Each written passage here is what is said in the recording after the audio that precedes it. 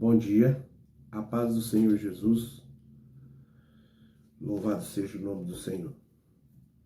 Eu venho trazer uma palavra para o teu coração, para a tua vida, para o teu ministério, que você venha ser abençoado, que o Senhor Jesus possa falar através da tua palavra.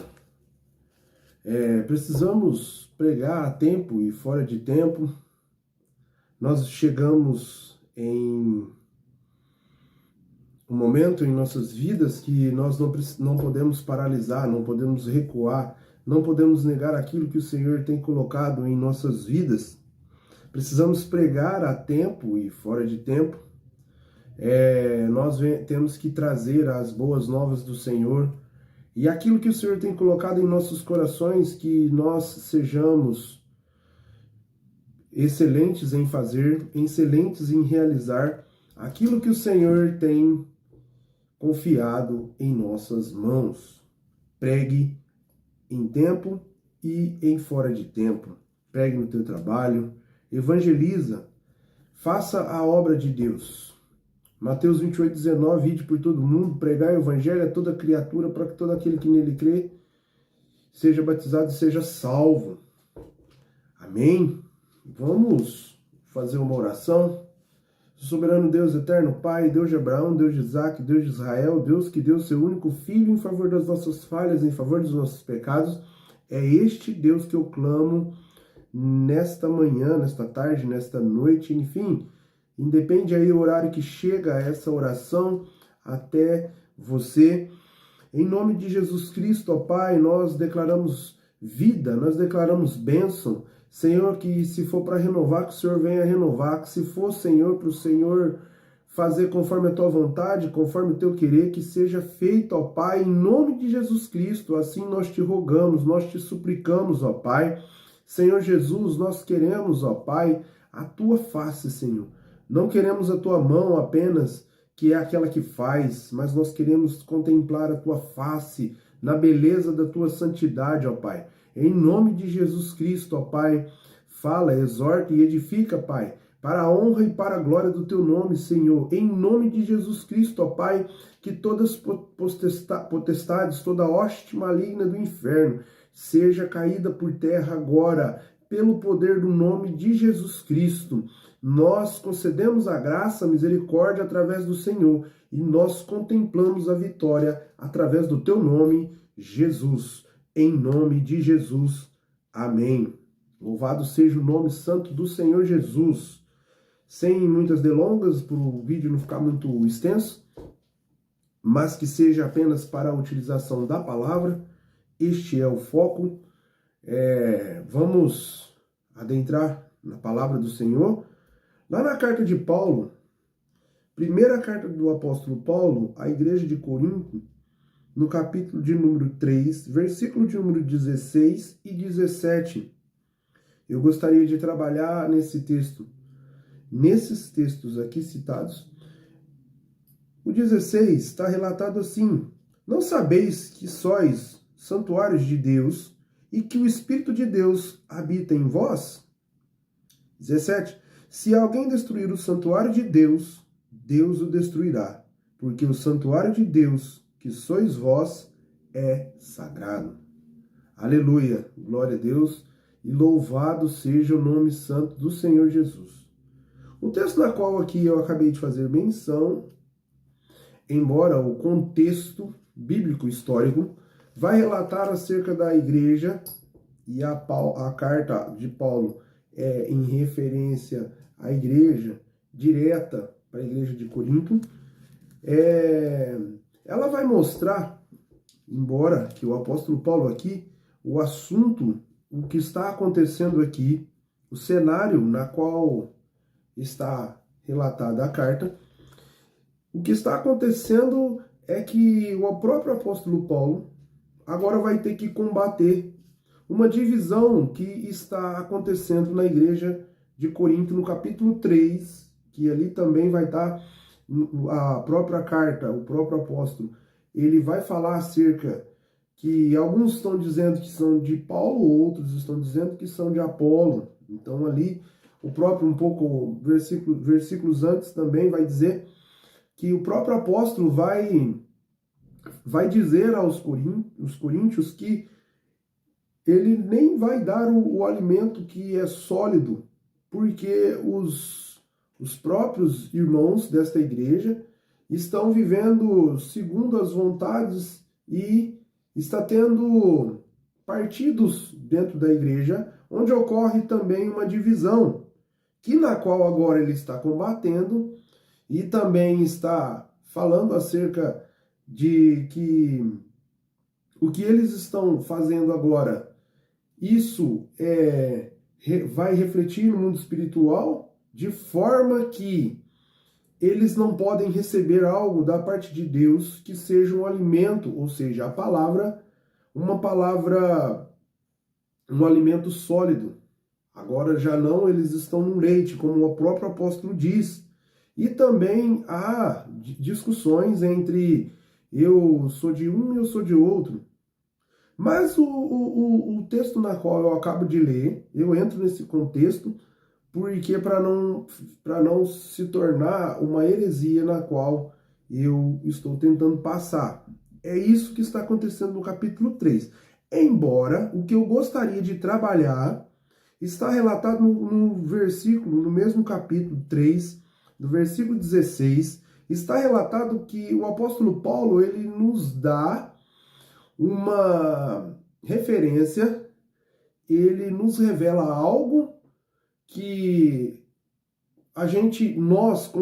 quando nós adentramos e começamos a aprofundar, se nós não estarmos atentos, nós passamos despercebidos e isso passa aos nossos olhos uma revelação riquíssima e maravilhosa que o apóstolo Paulo ali está trazendo diante de todo esse contexto.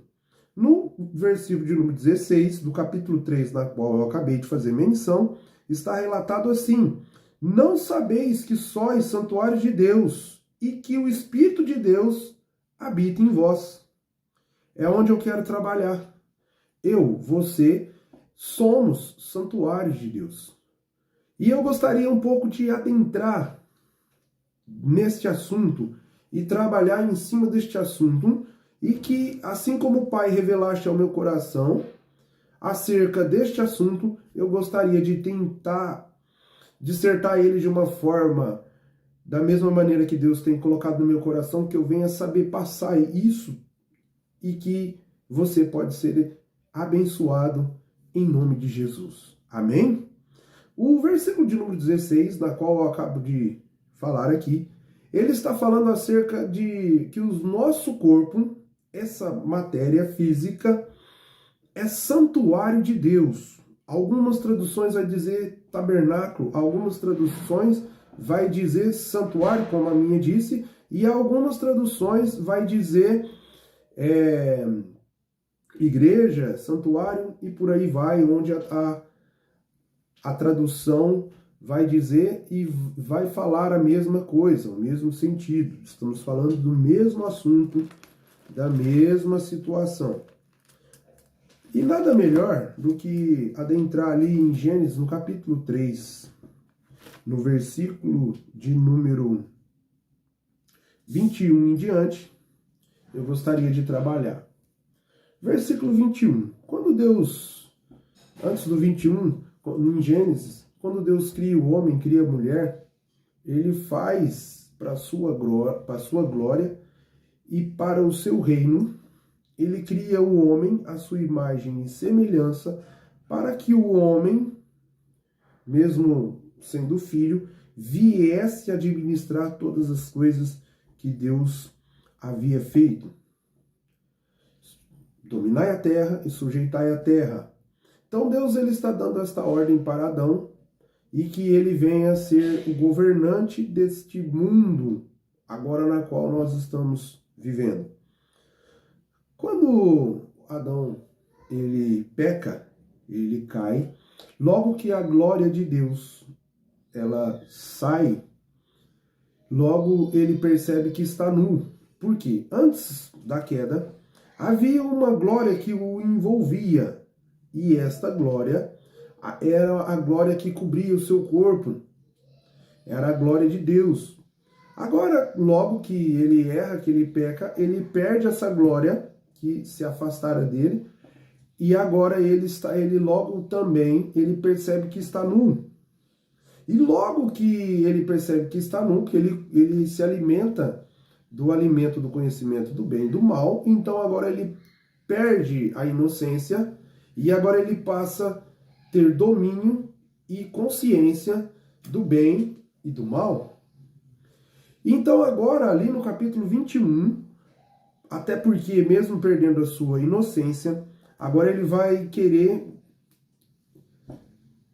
tampar essas falhas, tampar essa nudez, essa vergonha, com folhas de figueira. A Bíblia vai dizer. No capítulo 3, do versículo 21, Deus, então, ele sacrifica um animal e confecciona peles, de peles de animais no plural, e ele, então, veste a sua nudez.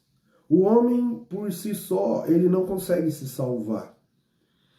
E Adão, ele pensou que se tratava apenas de um assunto de cobrir a sua nudez física e estava tudo resolvido.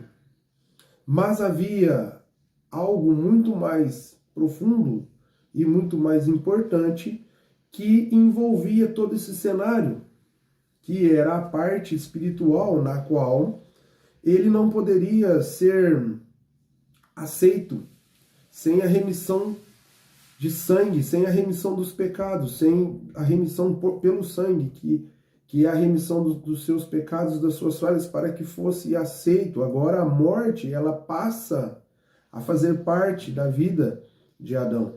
Então, como a morte passa a ser parte da vida de Adão, agora, para que ele seja aceito, Deus, então, sacrifica o primeiro animal. Deus vai sacrificar o animal. De onde saiu as peles dos animais? Tudo que Deus criara fora perfeito, vamos pensar. Fora perfeito, e tudo que Deus criou foi perfeito e nada era fora do seu lugar, pois Deus é organizado. Agora Deus vai, o pecado do homem, Deus agora vai ter que sacrificar um animal, já houve uma desordem, onde agora, pelo derramamento do sangue, que o homem fosse aceito. No 22, o homem perde a inocência. Aquela inocência que Jesus, lá em Mateus, ele vai falar acerca das crianças, que o reino de Deus é semelhante para entrar no reino dos céus tem que ser semelhante a uma criança, porque é inocente, a inocência que Adão perdera no jardim. Enfim, no 23, lança o homem fora.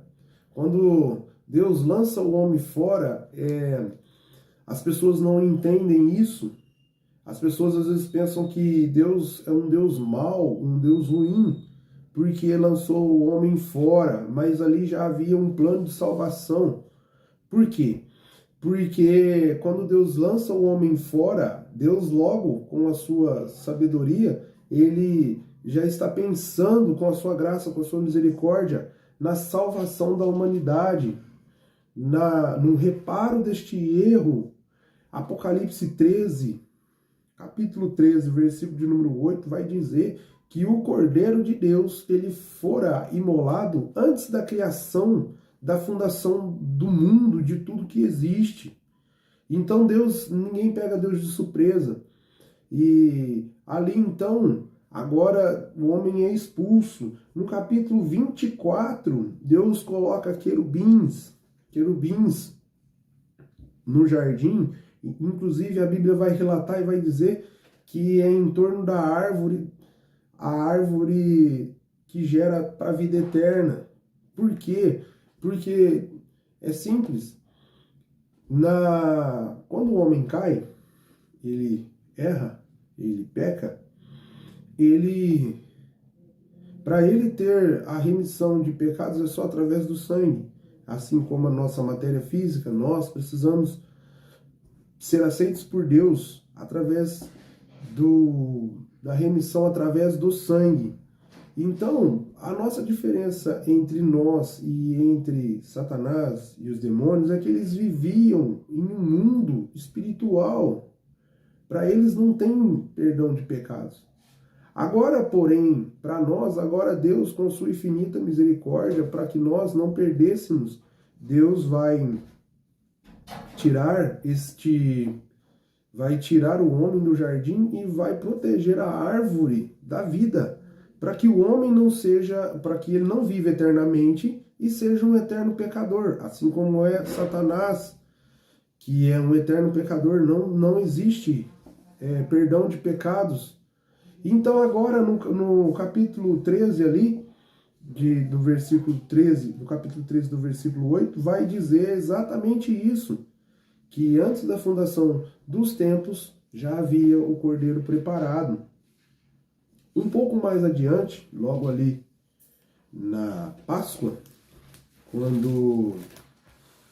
quando Deus vai tirar o povo do Egito, Deus ele capítulo 12, 11, 12, 13 de Êxodo, quando ele vai tirar o povo da terra da escravidão, isso tipifica o que aconteceu com o que está no mundo espiritual acerca de Apocalipse no capítulo 13. Por quê? Porque quando as pessoas vêm para a igreja, elas vêm e elas não entendem que a partir do momento que ela nasceu, ela já havia para ela um cordeiro que fora imolado sem ela ter o conhecimento. Assim é na igreja. Quando nós chegamos no capítulo 11, 12 e 13 de Êxodo, na instituição da Páscoa, o Senhor Deus, ele institui a Páscoa para tirar o povo daquela terra. Logo que a terra do Egito agora ela simboliza o mundo em que nós não somos dele. O mundo que o povo, a nação de Israel, não era daquele território. E agora Deus vai instituir a Páscoa para que este povo saia do Egito através de um cordeiro.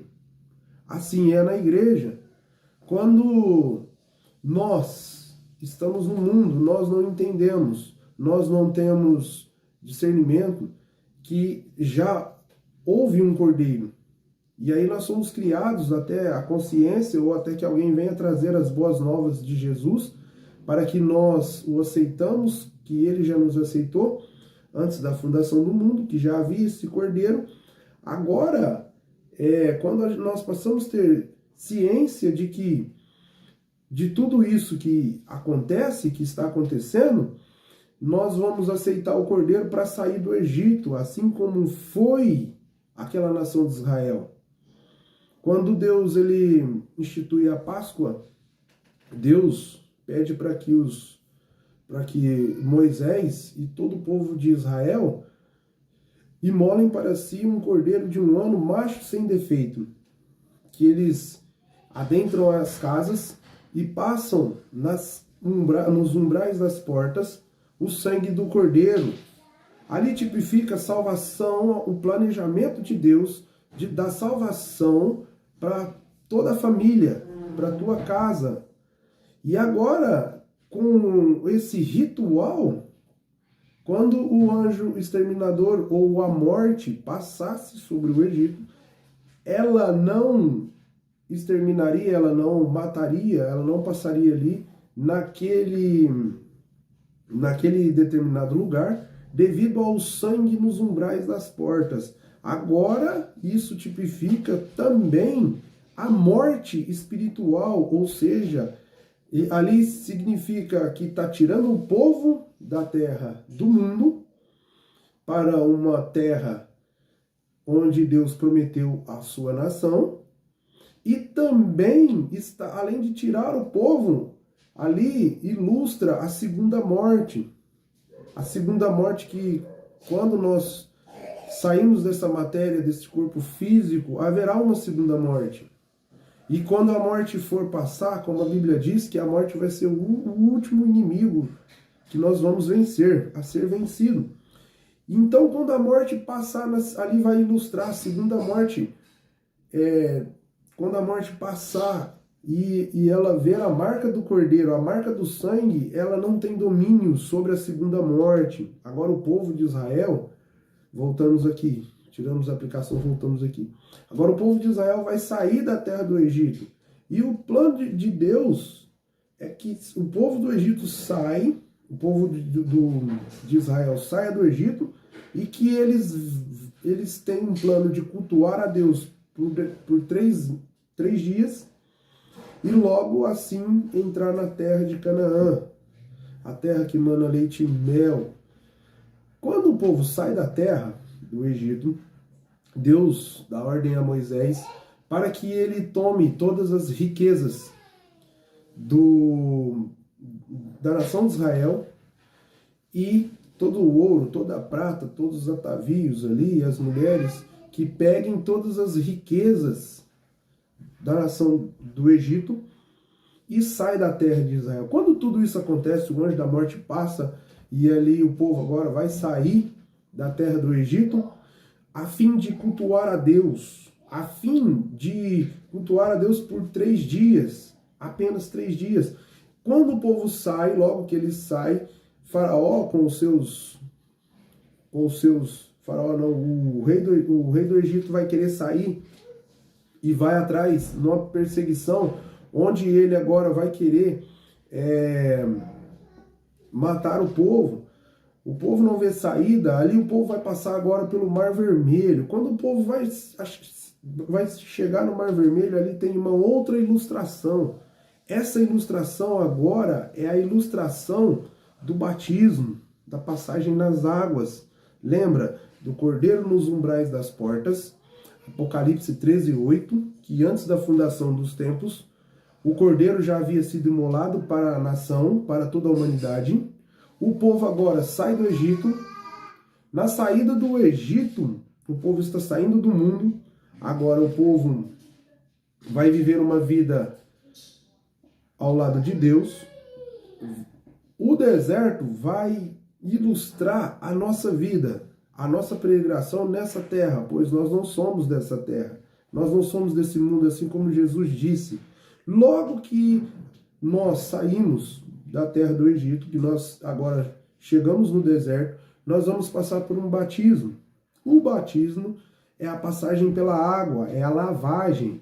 Agora, você vai ser lavado pelo batismo, ou seja, a passagem do povo pelo Mar Vermelho. Vê como que as coisas que Deus, tudo que esse povo viveu, ilustra a nossa vida cristã. Vê como que tudo é sombra das coisas que viriam, das coisas que aconteceram com eles e que hoje acontecem na nossa vida. Vê como que a Bíblia, a palavra de Deus, ela é maravilhosa. Agora o povo passa pelo Mar Vermelho.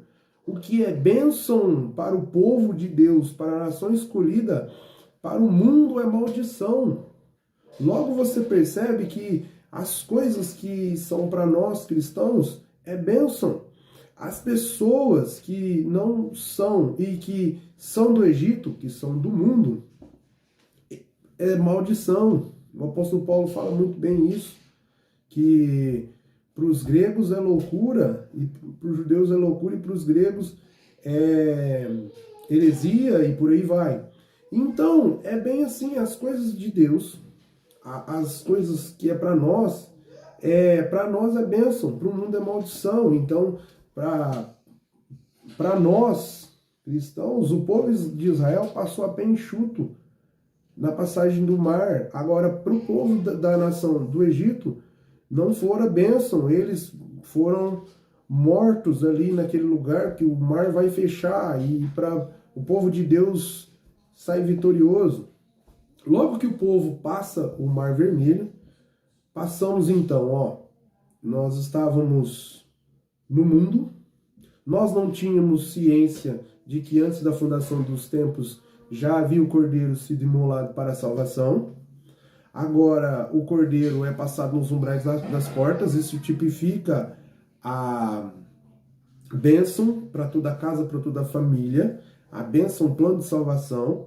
O povo sai da terra do Egito, que é o mundo, nós chegamos na igreja, nós não sabíamos que havia esse cordeiro, nós não sabíamos que Cristo, antes da fundação dos tempos, já havia sido imolado e já havia sido crucificado a nosso favor, para que nós saíssemos do Egito, mundo. Saiu do mundo, vai para o deserto. Para o deserto vem o batismo. Logo que você batiza, você passa por uma outra peregrinação no deserto. A intenção de Deus era que todo o povo de Israel fosse sacerdote, fosse uma autoridade, que viu o plano de governo de Deus, que ele instituiu a Adão. O pensamento de Deus, ele continua o mesmo. Deus queria que toda a nação de Israel fosse sacerdotes. Porém, pelo motivo da idolatria ali de Êxodo, no capítulo 31, 32, 33, vai falar acerca da idolatria, quando Moisés sobe para pegar as tábuas da aliança, a lei em si, o povo faz uma idolatria, onde a tribo de Levi ali vai combater os idólatras, e então a tribo de Levi, ela continua com o plano sacerdotal, o plano de organização e de administração que Deus sempre colocara na mão do homem, o plano de administração que fora dado a Adão. Então agora o povo, a nação de Levi, tem essa promessa e tem esse viver, essa delegação que fora dada para essa tribo. Agora, o povo agora está peregrinando no deserto. Isso ilustra a nossa vida, a nossa carreira cristã, na qual eles vão peregrinar. Eles vão peregrinar pelo deserto. Era para peregrinar durante 3 anos, 3 dias, 3 dias.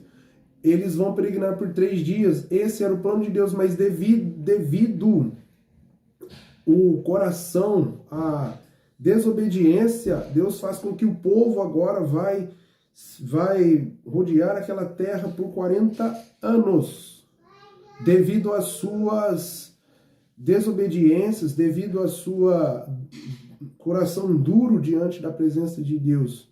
E agora então eles peregrinam por 40 anos no deserto. Aquele povo que foi o povo desobediente, eles não adentram a terra, apenas Josué e Calebe, que foram os únicos que não se desviaram da presença de Deus. E agora eles que vão ter esse privilégio de adentrar a terra prometida, e junto com essa outra geração que viera desses mesmos, agora eles vão peregrinar. Isso tipifica, ilustra a nossa vida, a aplicação do texto, a nossa vida cristã, até a entrada de Canaã, até a terra prometida. Agora eles peregrinam, quando eles chegam ao Rio Jordão, eles agora vão ter que entrar na terra prometida. E interessante que durante esse período de peregrinação, essa parte onde nós adentramos, o Deus agora vai instituir a Moisés, vai mostrar para Moisés que era necessário uma casa, um tabernáculo, uma tenda, que era feita de tenda, e ele vai então dar a ilustração, vai mostrar para Moisés o que havia no céu, que era para ser feito, instituído na terra. Então Moisés agora vai passar a fazer o tabernáculo, ele vai então fazer conforme as ordenanças de Deus. Interessante que quando chega na parte do tabernáculo, é aqui que eu gostaria de associar com o santuário de Deus. Isso daqui é muito maravilhoso, é tremendo da parte de Deus. Isso é para enriquecimento do seu ministério, da sua vida. Quando Deus chama Moisés e ele vai instituir o tabernáculo, a tenda da congregação, ele chama Moisés e mostra o céu para Moisés, e mostra o tabernáculo celeste, e pede para que Moisés faça tudo conforme o modelo da que ele viu lá no céu. E aqui é onde chega a riqueza. Por quê? Como o tabernáculo ele era feito antes de adentrar ao tabernáculo, era necessário que o homem fosse aceito antes de adentrar esse tabernáculo agora que Deus pede para que Moisés faça.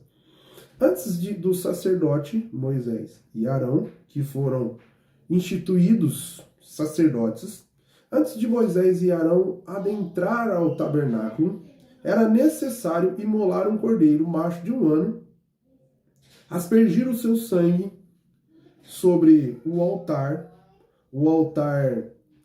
que era o altar dos holocaustos. Eles colocavam a mão sobre aquele animal, imolavam seu sangue e apresentava a Deus antes de adentrar ao tabernáculo. Ou seja, antes de nós adentrarmos a presença de Deus, nós precisamos de um cordeiro. Ilustração de Jesus. Passamos do tabernáculo, existia o pátio ou átrio, que era a parte externa do tabernáculo. Eles adentravam, logo que eles entravam no pátio, havia uma pia ou bacia de bronze, na qual eles faziam a lavagem, ou seja, tipificando o batismo. Logo que eles adentravam, haviam 2 cômodos que eram cobertos, agora não era mais parte externa, agora era interno. Eles adentravam no santo lugar. Logo que eles adentraram no santo lugar, haviam ali a mesa dos pães da proposição e o candelabro ou menorá, que era uma peça de 7 hastes, que havia ali o fogo de Deus, que foi Deus que acendeu aquele fogo daquelas hastes que eram colocados os azeites, e o fogo ele não poderia apagar, a luz não poderia apagar. Isso era função do sacerdote, e qualquer sacerdote poderia entrar no santo lugar. Então, a função, o trabalho na casa, no santo lugar do sacerdote, que ali era só, ali os sacerdotes poderiam entrar nesse cômodo, nesse quadrado, onde era coberto pela tenda, e eles ali não poderiam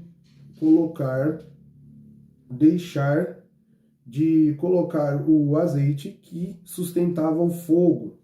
O azeite logo tipifica o Espírito Santo de Deus, e o fogo ali, a luz não poderia se apagar. Isso tipifica o nosso ministério. O fogo e a luz que não pode se apagar do santo lugar. Ali tinha os pães da proposição. Um pouco mais à frente havia um outro cômodo coberto, que havia ali a Arca da Aliança que Deus pediu para que fosse feito. E na Arca da Aliança, ao lado, antes de adentrar ou antes de chegar à Arca da Aliança, havia um altar de incenso. Um altar de incenso, logo o incenso vai tipificar a oração que chega até a presença de Deus. Para nós nos achegarmos a Deus, precisamos de oração, precisamos chegar no Santo dos Santos na oração. Logo ali, uma vez por ano, Deus descia naquele local, naquele lugar específico, na Arca da Aliança, Deus descia.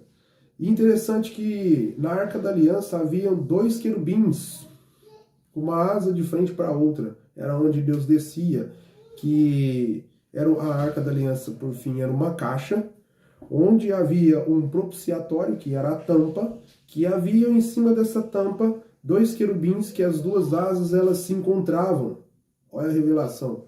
Lembra de Gênesis no capítulo 3, onde eu disse que haviam 2 querubins que foram colocados ali no capítulo 3, versículo 24, que esses querubins, eles ficaram para guardar a árvore da vida. Então é onde Deus descia, onde havia essa diferença, ali está ilustrando. Lembra lá de quando guardou a árvore da vida? Ali está ilustrando, Deus está ilustrando tudo. Então agora, uma vez por ano, Deus descia neste lugar, e só o sumo sacerdote poderia se apresentar neste lugar. Se não fosse o sumo sacerdote, essa pessoa era fulminada, ela morria. Lembra dos filhos de Arão que foram mortos, fogo estranho? Enfim. Logo que eu passo agora no tabernáculo, agora eu quero ilustrar isso daqui que fica muito mais lindo ainda. Nós somos santuários de Deus. Como eu li ali em 1 Coríntios, no capítulo 3, versículo número 16. Presta atenção. O nosso corpo, ele é constituído de corpo, átrio, parte externa, parte física, alma, certo? Alma, que é a parte espiritual, que é a parte de dentro. Lembra do santo lugar? A alma, lá no santo lugar. E nosso corpo também, ele é instituído por espírito. Existe um espírito em nós, que é o Espírito de Deus, logo fôlego, que é aquele espírito que vai voltar para Deus. Lembra? Do pó viestes, Eclesiastes 12. Do pó viestes ao pó tornarás. O pó, que é a nossa matéria, volta para a terra. E o espírito que é de Deus volta para Deus. Esse espírito aqui está falando do espírito fôlego de vida.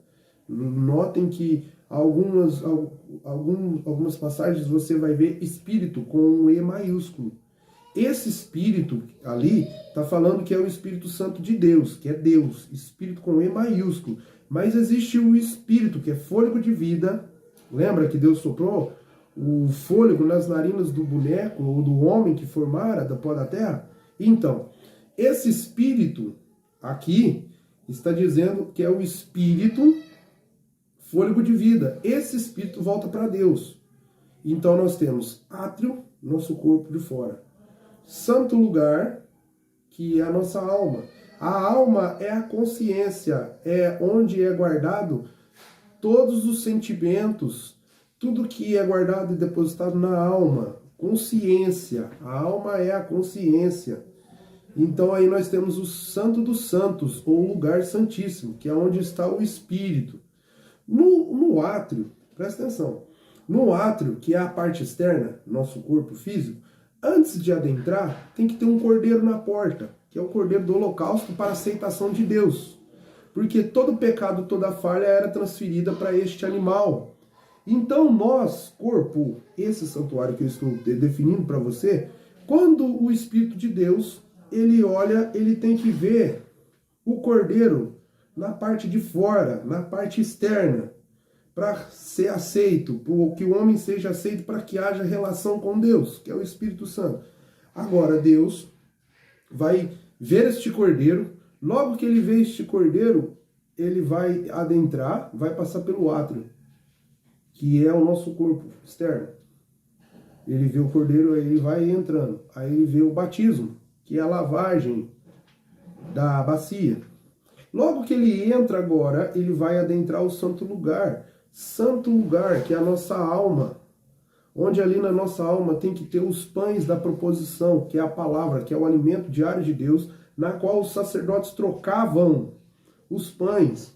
Também vai ter os 7 espíritos da igreja, que está em Apocalipse, que é o candelabro, um candelabro de 7 hastes com o azeite, que é os 7 espíritos de Deus, que vai falar acerca das 7 igrejas de Apocalipse.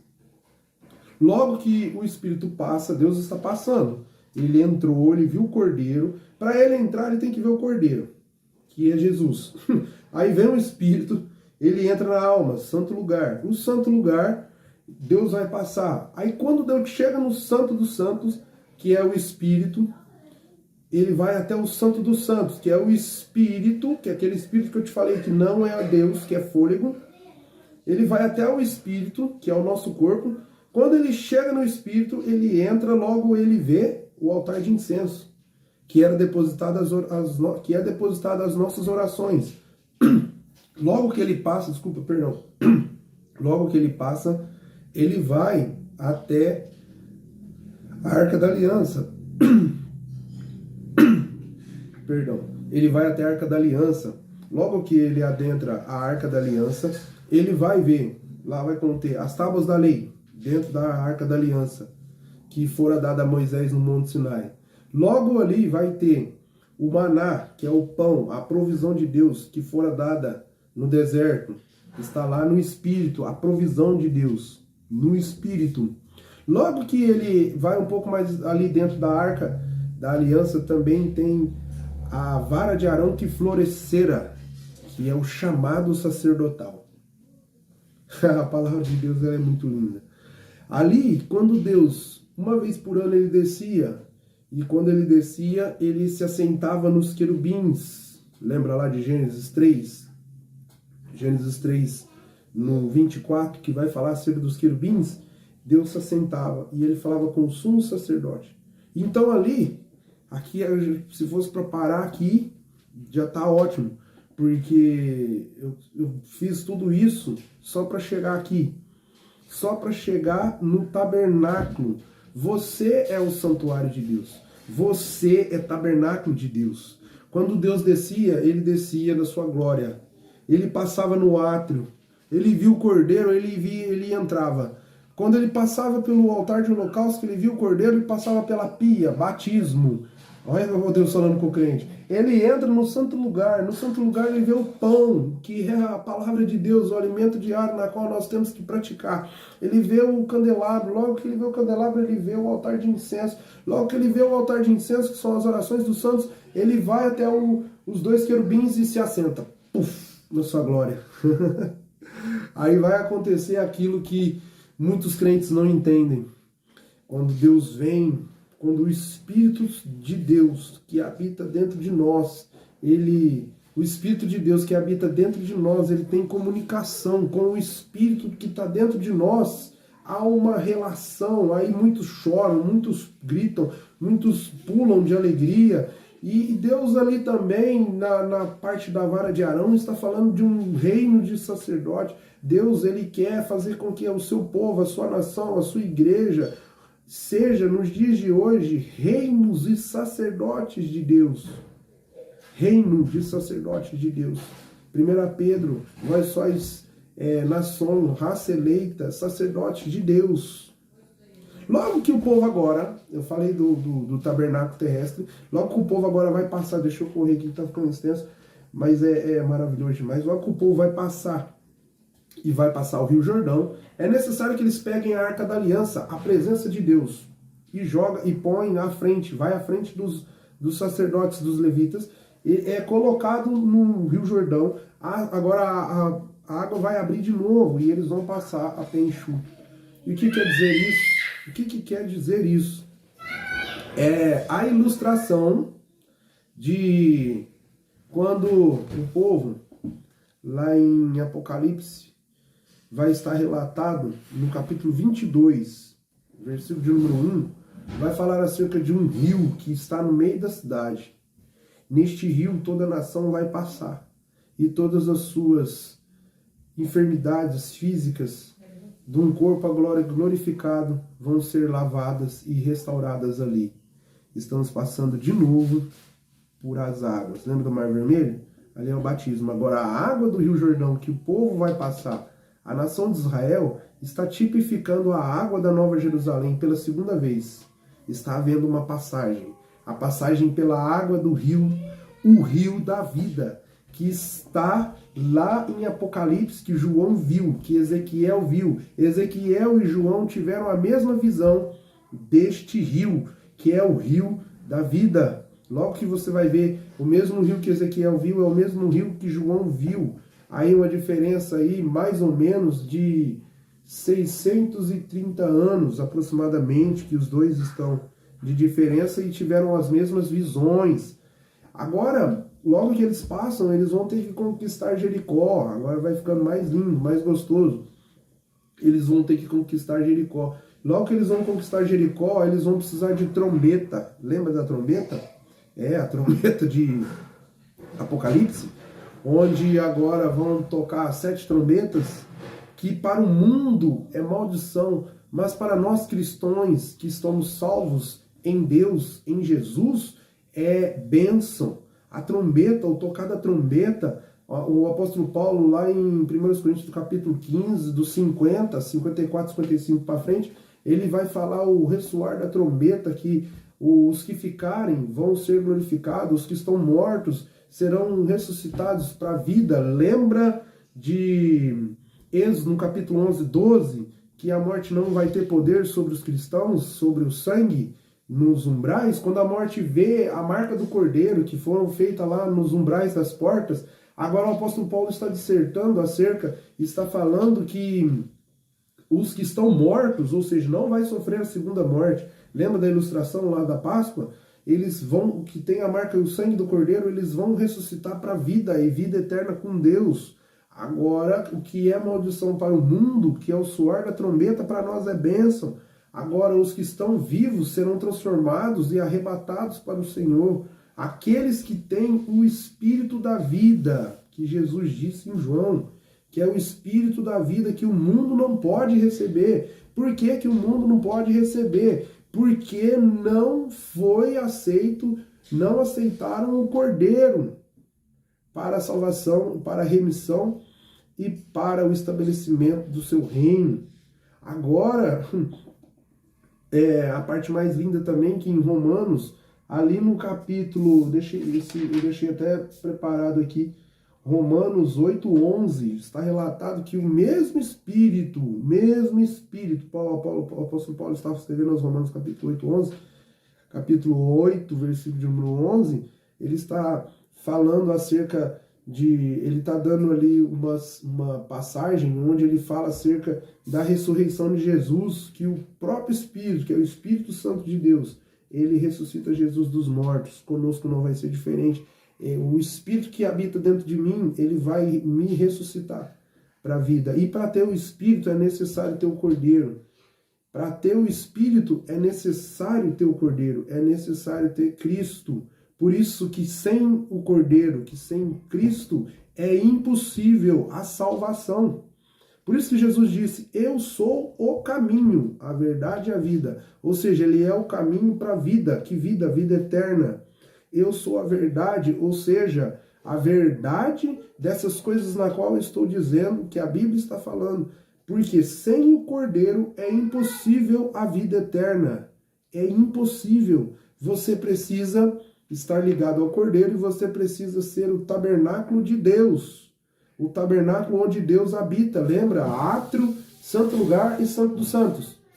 O Espírito passa pelo átrio, vai no santo lugar, que vai para o santo dos santos. Quando o Espírito de Deus, que é o Espírito que está em nós, que testifica com o Espírito de Deus, aí sim o crente pula, rodopia, sapateia. Lembra que quando João Batista ele está pregando, ele fala assim, ó, eu vos batizo com água, mas após mim virá aquele que vos batizará com o Espírito Santo, que está relatado lá em Atos, na descida do Espírito Santo, que os irmãos agora recebem o batismo com o Espírito Santo, recebem o Espírito Santo. Então é exatamente isso. João limpou, lembra lá do átrio, a parte externa, onde João limpa ali, prepara o caminho, ele limpa, ele faz a lavagem, que é o batismo, que simboliza a lavagem. Logo que depois do batismo, aí vem Jesus, que é Jesus é o sacerdote que imolou o cordeiro. Jesus é o cordeiro que o sacerdote imolou. Agora, Jesus é o Espírito que entra no templo e que testifica com o Espírito que está no templo. Jesus, ele é o centro de tudo na nossa vida. Logo que Jesus ele entra e o Espírito que está em nós testifica com o Espírito que está entrando em nós, ali há um renovo, ali há a comunicação com Deus. E quando Jesus, que é o Cordeiro, na cruz do Calvário, eu não poderia deixar de falar isso aqui, ele se entrega na cruz e ele então se entrega à morte, porque a morte não tinha poder sobre ele. Então agora o véu do templo agora se rasgou.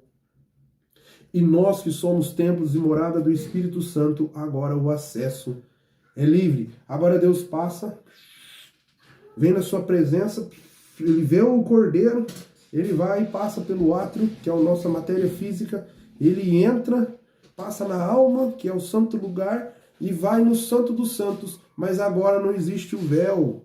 O véu era a separação que fazia a separação de nós com a presença de Deus. agora Deus tem o acesso livre para aqueles que aceitaram Jesus como único suficiente Salvador de nossas vidas, que se entregaram e vivem uma vida de renúncia para que Deus venha fazer em nós o seu plano de salvação. E Deus também não tem apenas o plano de salvação. Lembra da vara de Arão, no Santo dos Santos? Onde a vara de Arão vai tipificar o chamado, onde vai tipificar a delegação que Deus dera ao homem para continuar o seu reino na terra, para continuar o seu reino que ele mesmo estabeleceu. Agora, Deus fala conosco através do Cordeiro, e o Cordeiro que vai nos levar para a árvore da vida. Quando Jesus ele sobe aos céus, ele vai e se apresenta a Deus. E lá em Apocalipse está a árvore da vida. Lá em Apocalipse, quando João descreve, ele não vê os dois querubins guardando a árvore da vida. É interessante isso daqui. Revelação de Deus, graças a Deus, Deus me dá. Quando João vai ilustrar, vai escrever o Apocalipse, João, ele já não vê os dois querubins guardando a árvore da vida, que é a que está no meio do jardim. Agora nós temos o rio o rio da vida, e também temos a árvore da vida. Agora a árvore da vida já não é guardada por querubins, porque agora o Cordeiro já realizou o seu plano de salvação que fora dado antes da fundação dos tempos. Tudo está consumado. Agora o acesso à árvore da vida é livre. E vai chegar esse dia, porém nós temos que estar com o Cordeiro, nós temos que andar com o Cordeiro. A peregrinação no deserto até o Rio Jordão, que é o rio da vida, para ter acesso à árvore da vida, para sermos salvos e ressuscitados e morar com Cristo.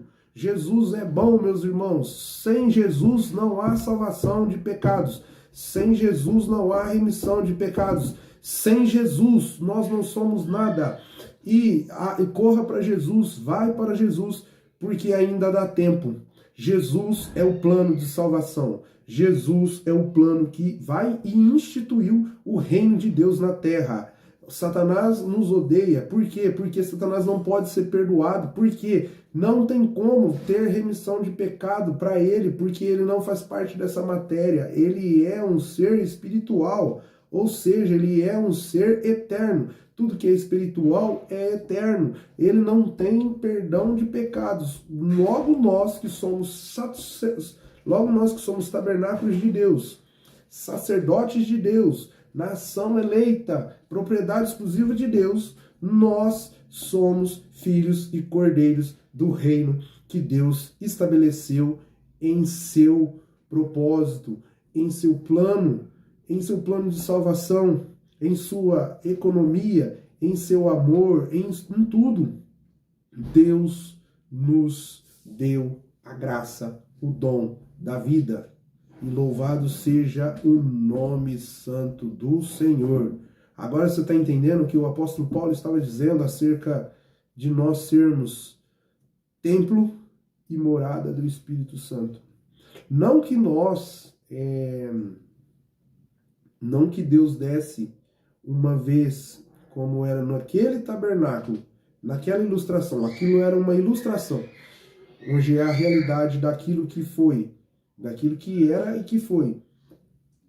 Nós, hoje, somos essa realidade. Agora, Deus, ele não visita nós como fora naquele tabernáculo que visitaram uma vez. Agora ele faz morada.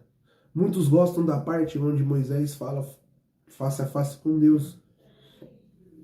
Mas Moisés pode estar nos assistindo e ele pode estar nos vendo. E ele talvez pode até perguntar: que negócio é esse de Deus dentro de você?